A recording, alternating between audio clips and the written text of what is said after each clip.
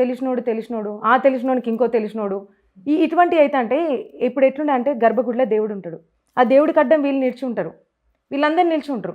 ఆ సిస్టమ్ అనేది కొన్ని ఆలయాలలో అసలు చాలా దారుణంగా ఉంది. అందుకే తిరుమల తిరుపతి దేవస్థానంలో బ్రేక్ దర్శనాలు పెట్టారండి. ఇది మన అన్ని దేవాలయాల్లో కొంచెం పాటిస్తే చాలా బాగుంటుందని నా ఒపీనియన్. ఈ బ్రేక్ దర్శనం టైంలో నార్మల్ వాళ్ళకి ఎవరు దర్శనాలు లేవు, విఐపి వాళ్ళు ఆ టైంలో మాత్రమే దర్శనం చేసుకొని వెళ్ళిపోతారు. ఇంకా నా సామాన్యులకి ఇబ్బంది ఉండదు. కానీ అలా అరేంజ్ చేయగలిగే అంటే వినాయకుడు మండపాల దగ్గర అలా అరేంజ్ చేసే కెపాసిటీ ఉంటుంది అంటారా? వినాయకుడు కూడా నేను మెన్షన్ చేసి అందుకే నాకు అన్నాను కదా, ఆలయాల్ని అందులో చేర్చాలి ఖచ్చితంగా. అంటే ఆ సిస్టమ్ ని మనం బ్రేక్ చాలా పెట్టాలి. కాకపోతే విఐపీలు ఆ టైంకే వస్తారు. కానీ అంత పెద్ద దేవాదాయ శాఖలు ఉన్నాయా, అది మన చేతులలోనే నడుస్తే వ్యవస్థ అలా కరెక్ట్గా నడుస్తుంది. కానీ గవర్నమెంట్ చేతిలో నడుస్తుంది కాబట్టి వ్యవస్థ అల్లకల్లోలంగానే ఉంటుంది. ఇది మాత్రం నేను వితౌట్ ఎనీ డౌట్ నేను చెప్పగలుగుతాను.